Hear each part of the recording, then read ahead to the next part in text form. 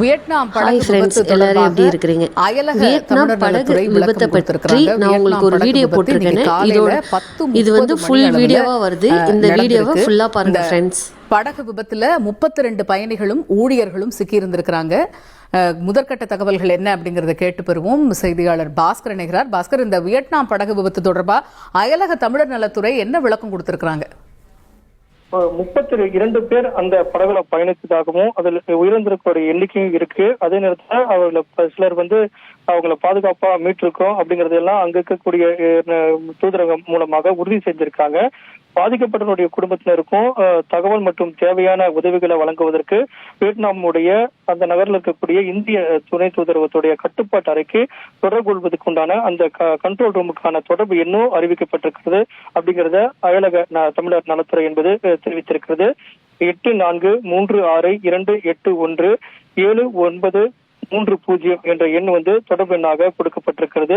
அதே நேரத்துல கட்டுப்பாட்டு அறை அமைக்கப்பட்டிருக்கக்கூடிய அதுல தொடர்பு கொண்டு தேவையான உதவிகளை கேட்டு பெறக்கூடிய நடவடிக்கைகளும் மேற்கொள்ளப்பட்டிருக்கிறதாகவும், அதே நேரத்துல தமிழக அரசுடைய அயலக தமிழர் நலத்துறையினுடைய 24 மணி நேரம் இயங்கக்கூடிய உதவி எண்களும் கொடுக்கப்பட்டிருக்கிறது. 18300309 போன்ற எண்களும் கொடுக்கப்பட்டிருக்கிறது. இந்த வியட்நாம்ல ஏற்பட்ட படகு விபத்து தொடர்பாக தேவைப்படக்கூடிய அனைத்து உதவிகளையும் செய்ய தமிழக அரசு தயார் நிலையில் இருப்பதாகவும், இது தொடர்ந்து வந்து கண்காணிப்பு என்பது மேற்கொள்ளப்பட்டு வருகிறது. தேவையான உதவிகளுக்காக தமிழக அரசு உடனடியாக மேற்கொள்வதற்கான நடவடிக்கையில இறங்கியிருக்கிறோம். மீட்பு பணிகளும் ஒரு புறம் நடைபெற்று வருகிறது. இதுல 18 சுற்றுலா பயணிகளும் வந்து அதுல வந்து ஆபத்தான நிலையிலிருந்து மீட்கப்பட்டு மருத்துவமனையில வந்து அவசர சிகிச்சை பிரிவுல சேர்க்கப்பட்டிருக்காங்க. இதுல சிலர் உயிர்ந்திருக்காங்க என்ற தகவலும் வந்து கிடைக்கப்பட்டிருக்கிறது. தொடர்ந்து தமிழக முதலமைச்சருடைய உத்தரவின் பேர்ல அயலக தமிழர் நலத்துறை என்பது தொடர்ந்து அதோட தொடர்புல இருக்காங்க. வியட்நாமில் இருக்கக்கூடிய தூதரகத்தின் மூலமாக தொடர்ந்து அங்க இருக்கக்கூடிய நிலைமை கேட்டு வந்து இருக்கும். குடும்பத்தினருக்கு தேவையான அனைத்து உதவிகளும் செய்வதற்கு உண்டான நடவடிக்கைகளை அயலக தமிழர் நலத்துறை என்பது இறங்கி இருக்கிறது அப்படிங்கறத அயலக தமிழர் நலத்துறையுடைய விளக்கமாக உள்ளது. தகவல்களுக்கு நன்றி பாஸ்கர். வியட்நாம் படகு விபத்து இன்று காலை 10:30 மணி அளவில் நடந்திருக்குது.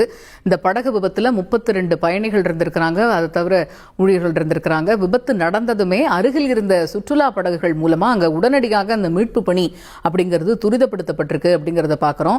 இந்த விபத்துல வந்து 15 பேர் இந்தியர்கள் அப்படிங்கிற ஒரு அதிர்ச்சி தகவல் இருக்கு. 30க்கும் மேற்பட்ட இந்திய சுற்றுலா பயணிகள் சென்ற படகு வந்து கவிழ்ந்த நிலையில இந்த மீட்பு பணிகள் தீவிரம். 2 படகுகள்ல போயிருக்கிறாங்க அப்படிங்கறதையும் நம்ம பார்க்கிறோம். இதுல 15 பேர் இந்தியர்கள் உயிரிழந்திருக்கிறாங்க அப்படிங்கிற செய்தி கூடுதல் அதிர்ச்சியை ஏற்படுத்துது. அருகில் இருந்த சுற்றுலா படகுகள் மூலமா தான் இந்த விபத்து நடந்ததுமே இந்த மீட்பு பணிகள் அப்படிங்கிறது தான் நடந்திருக்கு. உடனடி மீட்பு பணிகள் அப்படிங்கிறது முன்னெடுக்கப்பட்டாலுமே 15 இந்தியர்கள் இந்த சம்பவத்தில் உயிரிழந்திருக்கிறாங்க அப்படிங்கிறத பார்க்கிறோம். இப்ப மீட்கப்பட்டவர்கள் வந்து தீவிர சிகிச்சை பிரிவில் அனுமதிக்கப்பட்டு அவர்களுக்கான சிகிச்சை ஒரு பக்கம் நடந்துட்டு இருக்குங்கிறதையும் பார்க்கிறோம். இந்த நிலையில தான் அயலக தமிழர் நலத்துறை விளக்கம் கொடுத்திருக்கிறாங்க. உதவி எண்களுமே அறிவிச்சிருக்கிறாங்க. அந்த உதவி எண்களை தொடர்பு கொண்டு என்ன உதவி வேணுமோ அதை கோரலாம் அப்படிங்கிறதும் ஒரு 3 எண்கள் வந்து அயலக தமிழர் நலத்துறை தரப்புல கொடுக்கப்பட்டிருக்குது. இந்த எண்களை தொடர்பு கொள்ளலாம் அப்படிங்கிறதும் சொல்லப்பட்டிருக்குது. அதே போல ஹனோய் அப்படிங்கிற நகரத்தில் இருக்கக்கூடிய கட்டுப்பாட்டு அறை எண்ணுமே கொடுக்கப்பட்டிருக்கு. உயிரிழந்தவர்கள்ல பெரும்பாலானவர்கள் தென்னிந்தியர்கள் அப்படிங்கிற ஒரு இதுவும் இருக்கு. இப்ப திரையில பார்த்துட்டு இருக்கிறீங்க. 180003793793. அதே போல இன்னொரு எண்ணும் கொடுக்கப்பட்டிருக்கு. மொத்தம் 3 எண்கள் கொடுக்கப்பட்டிருக்கு. அதே போல ஹனோய் நகர்ல கட்டுப்பாட்டு அறை எண்ணும் கொடுக்கப்பட்டிருக்கு அப்படிங்கறத பாக்குறோம். தமிழக அரசு சார்பில் கட்டணமில்லா உதவி எண்கள் அறிவிக்கப்பட்டிருக்கு. இது நிச்சயமாக நிறைய பேருக்கு உபயோகமாக இருக்கும். இந்த எண்களை தொடர்பு கொண்டு உங்களுக்கு என்ன தகவல்கள், உங்களுடைய குடும்பத்தார் பற்றின தகவல்களோ எதுவாக இருந்தாலும் நீங்க கேட்டு தெரிந்து கொள்ள முடியும்.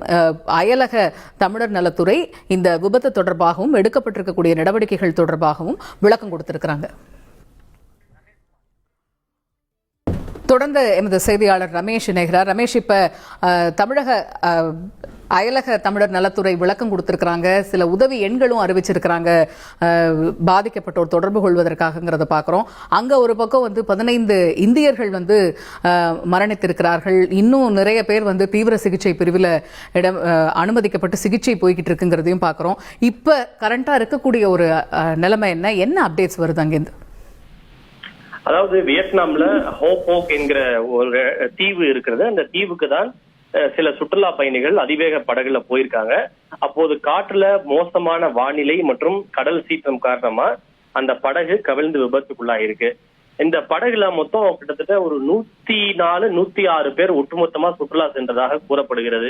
இவங்க எல்லாமே இந்த லாவா மொபைல்ஸ் அப்படின்னு சொல்லப்படுகின்ற அந்த செல்போன் நிறுவனத்தின் சார்பில் அழைத்து செல்லப்பட்ட டெலிவரி பார்ட்னர்ஸ், ஊழியர்கள், டீம் மெம்பர்ஸ் என்று அந்த நிறுவனம் லாவா மொபைல்ஸ் நிறுவனம் தெரிவித்திருக்கிறது. இவர்கள் ஒரு தீவுல இருந்து இன்னொரு தீவுக்கு போயிட்டு இருக்கும் போது அந்த விபத்து ஏற்பட்டிருக்கு. அதுல ஒரு படகுல 36 பேர் பயணம் செய்ததாக கூறப்படுகிறது. அந்த படகு தான் கவிழ்ந்து விபத்துக்குள்ளாகி இருக்கு. அந்த 36 பேர்ல 32 பேர் இந்தியர்கள், எஞ்சியுள்ள 4 பேர் வியட்நாம் நாட்டை சேர்ந்தவர்கள். தற்போது வரை இந்த படகு கவிழ்ந்து விபத்துக்குள்ளானதுல மொத்தம் 21 பேர் பத்திரமாக மீட்கப்பட்டிருப்பதாக ஒரு தகவல், 15 பேர் உயிரிழந்திருப்பதாக அங்கிருந்து வரக்கூடிய தகவல் தெரிவிக்கிறது. மேலும் 3 பேருடைய நிலைமை கவலைக்கிடமாக இருக்கிறது என்று தெரிவிக்கப்பட்டிருக்கிறது. காயமடைந்தவர்கள் தேவைப்படுவோருக்கு மருத்துவமனையில் அனுமதிக்கப்பட்டு சிகிச்சை ஒரு புறம் வழங்கப்பட்டு வருகிறது. இந்த உயிரிழந்த 15 பேர்ல பெரும்பாலானவர்கள் இந்தியர்கள் என்கிற ஒரு தகவல், மன்னிக்கும், இந்தியர்கள்ல பெரும்பாலானவர்கள் தமிழர்கள் மற்றும் ஆந்திர மாநிலத்தை சார்ந்தவர்கள் என்ற ஒரு தகவலும் வெளியாகி இருக்கிறது. அங்க இருக்கக்கூடிய இந்திய தூதரகம் 2 இடங்கள்ல இந்த கட்டுப்பாட்டு மையங்களை அமைச்சிருக்கிறாங்க. அதாவது பாதிக்கப்பட்ட குடும்பங்களுக்கு தேவையான விவரங்களை தருவதற்கும் தேவையான உதவிகளை செய்வதற்கும் 2 கட்டுப்பாட்டு மையங்களை அமைச்சிருக்கிறாங்க. ஒன்னு ஹோஷிமின் அப்படின்ற இடத்துலயும், மற்றொன்று ஹனாய் அப்படின்ற இடத்துலயும் 2 கட்டுப்பாட்டு மையங்கள் அமைச்சிருக்காங்க. 4 தொடர்பு எண்களை கொடுத்திருக்காங்க. இது ஒரு புறம் இருக்க.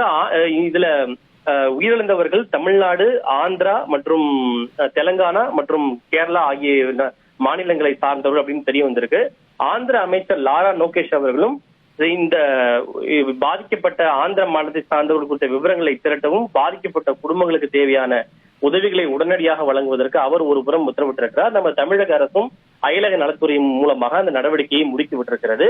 இன்னும் சிறிது நேரத்துல உயிரிழந்தவர்கள் யார், அவர்கள் எந்த மாநிலத்தை சார்ந்தவர்கள், அவருடைய பெயர்கள் என்ன, அவருடைய முகவரி என்ன என்பது தொடர்பான விவரங்களை இந்திய தூதரகம் அதிகாரப்பூர்வமாக வெளியிடும் என்று தெரிவிக்கப்பட்டிருக்கிறது. இது ஒரு புறம் இருக்க, இந்த விபத்துக்கான காரணம் குறித்து பல கேள்விகள் எழுகிறது. குறிப்பா இந்த இவ்வளவு பேர் பயணம் செய்யும் போது அந்த போட் சைஸ் மிக குறைவாக இருக்கிறது. மிகப்பெரிய அளவு இல்லாம மிக சிறிய அளவுல அந்த போட்டினுடைய அளவு இருக்கிறது.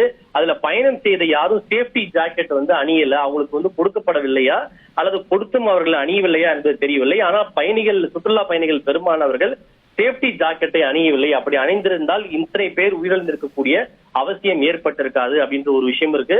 அது மட்டும் இல்லாம க்ரூ மெம்பர்ஸ், இவங்க கூட போன க்ரூ மெம்பர்ஸ் வெறும் 3 பேர் மட்டும்தான் க்ரூ மெம்பர்ஸ் போனதாக சொல்லப்படுகிறது. அதுவும் மிக குறைந்த எண்ணிக்கையில இருக்கு. இத்தனை பேர் பயணம் செய்யும்போது வெறும் 3 பேர் மட்டுமே எப்படி போதுமானதாக இருக்கும் அப்படின்ற ஒரு கேள்வி முன்வைக்கப்படுகிறது. இப்படி கடல் சீற்றம் அதிகமாக இருக்கும் போது அதை பொருட்படுத்தாம எப்படி படகுல அடைச்சிட்டு போனாங்க அப்படின்ற கேள்வியும் அங்க உள்ளூர்ல இருக்கக்கூடிய ஊடகங்கள் முன்வைக்கிறாங்க. எது எப்படி இருந்தாலும் இது ஒரு மிக துயரமான ஒரு சம்பவம். இதுல மொத்தம் 100 பேர் வரை அங்க சுற்றுலா சென்றிருந்தாலும் கூட அதுல ஒரு படகு கவிழ்ந்து விபத்துக்குள்ளாகிதான் இந்த 15 பேர் உயிரிழந்திருக்கிறார்கள். இது இந்தியா முழுக்க அதிர்ச்சி ஏற்படுத்தி இருக்கிறது, தமிழ்நாட்டில் அதிர்ச்சி ஏற்படுத்தி இருக்கிறது, பெரிய ஒரு சோகத்தையும் ஏற்படுத்தி இருக்கிறது. இன்னும் சிறிது நேரத்துல உயிரிழந்தவர் குறித்த விவரங்கள் அதிகாரப்பூர்வமாக கிடைக்கும் என எதிர்பார்க்கப்படுகிறது. இப்ப ரமேஷ், நீங்க சொல்லியிருந்தீங்க இல்லையா, ஒரு படகுல 36 பேர் அப்படின்னு. இன்னும் நம்ம அந்த படகுடைய சைஸ், அதுல எவ்வளவு பேரை அவங்க ஏத்தலாம், எவ்வளவு கெப்பாசிட்டி இருக்கு அப்படிங்கிற தகவல் நம்மளுக்கு ஏதாவது கிடைச்சிருக்கா? இல்ல மொத்தம் எவ்வளவு படகுல இந்த 100க்கும் மேற்பட்டோர் பயணிச்சாங்க, எல்லா படகுலையுமே 36 பேர் போயிருக்கிறாங்களா? அது பத்தின தகவல் ஏதாவது நம்ம கிடைச்சிருக்கா? அதாவது அந்த காட்சிகள் மூலமாக பார்க்கும்போது அங்க ஒரு படகுல கிட்டத்தட்ட ஒரு 4-5 படகு அங்க போவதை நம்மால் காட்சிகள் மூலமாக பார்க்க முடிகிறது. எத்தனை படகு மிகச் சரியாக சென்றது என்பது குறித்த விவரங்கள் வெளியாகவில்லை. ஆனால் இந்த காட்சிகளை பார்க்கும்போது அந்த கடல் பகுதியில பல அந்த அதிவேக படகு இருப்பதை பார்க்க முடிகிறது. அதுல ஒரு படகுல தான் 36 பேர் போனதாக சொல்லப்படுகிறது. அதுவும் அது க்ளோஸ்டு, அதாவது மூடப்பட்ட வடிவமைப்பு இருக்கக்கூடிய ஒரு படகு அப்படின்னு சொல்லப்படுகிறது. இந்த 36 என்ற எண்ணிக்கை கூட மிக அதிகம் தான். இவ்வளவு பேரை ஒரே போட்ல ஏற்றக்கூடாது அப்படின்ற ஒரு விஷயத்தையும் அங்க இருக்கக்கூடிய உள்ளூர் ஊடகங்கள் தொடர்ச்சியா தெரிவிச்சிட்டு இருக்காங்க. ரைட். இப்ப மற்ற படகுகள்லாம் உடனே ஸ்டாப் பண்ணிட்டாங்களா, இல்ல அவங்களுடைய பயணத்தை தொடர்ந்துட்டு போனாங்களா? இந்த ஒரு படகு மட்டும்தான் இப்படி சிக்கிருச்சா? அது பத்தின தகவல் இருக்கா? இல்ல, மற்ற படகுகள்லாம் எந்த பிரச்சனையும் இல்லை என்பது போலதான் தெரிகிறது. இல்ல ஒரு படகு மட்டும்தான். ஏன்னா மற்ற பல படகுகள் வந்து போகும்போது எல்லா படகுமே கவிழ வேண்டும் என்கிற அவசியம் வந்து இல்ல. அதுல ஒரு படகு மட்டும்தான் கவிழ்ந்திருக்கிறது. அந்த ஒரு படகுல தான் 36 பேர் பயணம் பண்ணிருக்காங்க. இல்ல இங்க ஒரு அசாதாரணமான ஒரு சூழல் வருது அப்படிங்கும் போது மத்த படகு திரும்ப கரைக்கே திருப்பிட்டாங்களா இல்ல அவங்க பயணத்தை தொடர்ந்தாங்களாங்கிறதுக்கு தான் இந்த கேள்வி.